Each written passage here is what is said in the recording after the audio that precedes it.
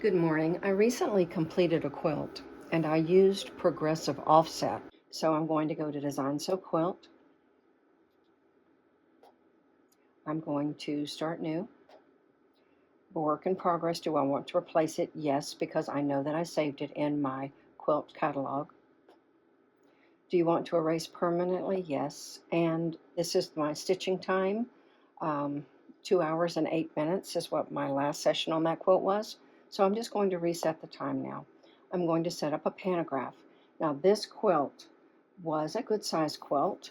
It was 72 by 84. Enter. Continue. I'm going to go out and find a design. And I am looking for the same one that I did on my previous quilt. This is called Feathered Leaves Panto. I'm choosing that.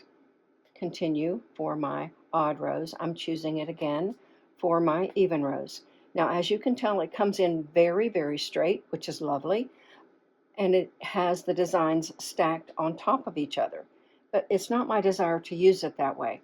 But I'm going to go ahead and go through the steps that I normally would do because I think it's important not to shortcut in case you are a new IQ user.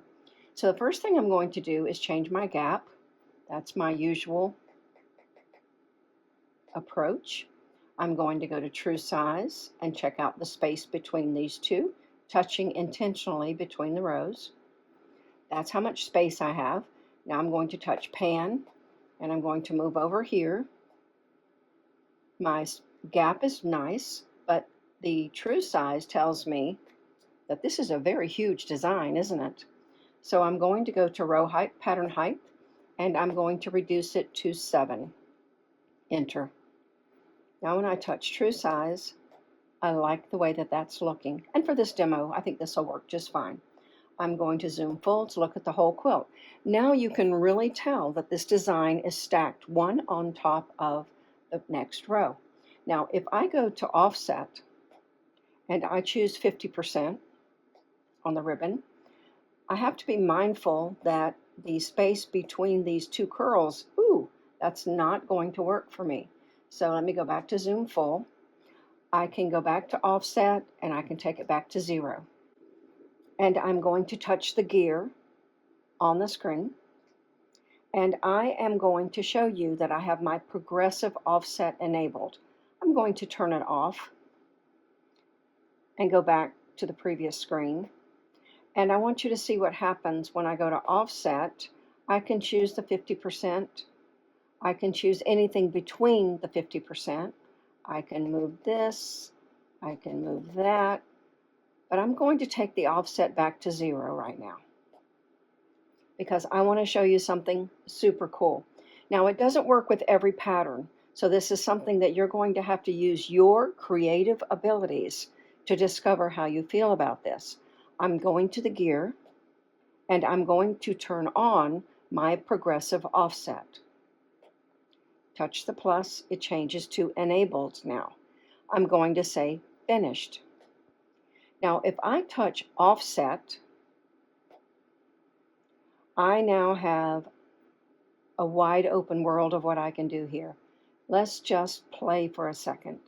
I'm going to take my stylus and I'm going to move the design slowly, intentionally, to see what I'm going to get.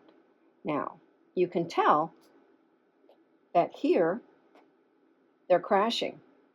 The two designs are too close together, so I would definitely not want to leave it that way. So I'm going to zoom out. What else do we see here? I do love the way that design is going diagonally, but I do not love the fact that it's going to collide with the previous row. So I'm going to go to offset, and now I can use my arrow. I can use 50%, back to 0. Now, you've often heard people say with Intelliquilter that you need to play to discover things. This is an absolute dream of a thing for you to discover. I currently have my offset at 0. I have my progressive offset enabled, which means I can use it. And now I'm just going to slowly use my stylus and I'm being mindful of what's happening. This area is too close. Let's zoom in. Isn't it? So maybe I should go to zoom full. Maybe I should open my gap a little bit if I'm going to use progressive offset. Oh, I'm liking this. Now I am back to offset, and I'm just going to tap the arrow now. And look what I'm ending up with. This design has a lot more character and is a lot more usable. Now you might say, okay, I'm going to flip the X. Again, we have a collision between the rows.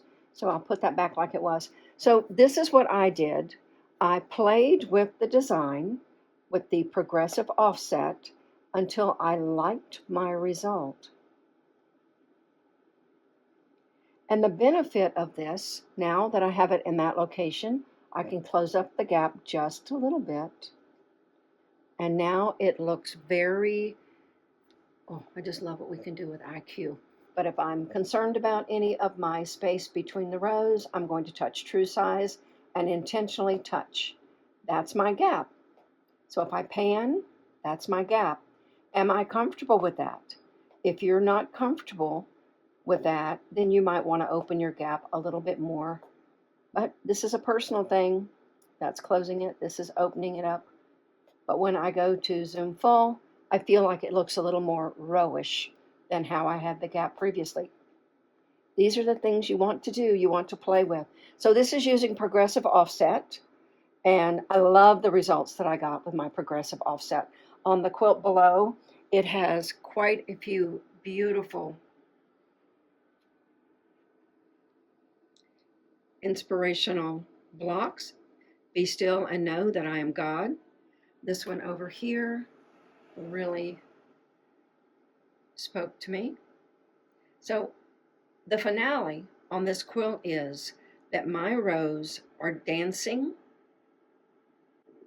and making the whole quilt look a little less straight rows. And I did that by using progressive offset. So I hope you found this helpful. Let me know if you have any questions. This is Sheridan from Sheridan K Quilting in Rutherfordton, North Carolina. I am an instructor for Intelliquilter, and I love bringing you little tips and tricks so that you will explore your Intelliquilter further. Have a beautiful day.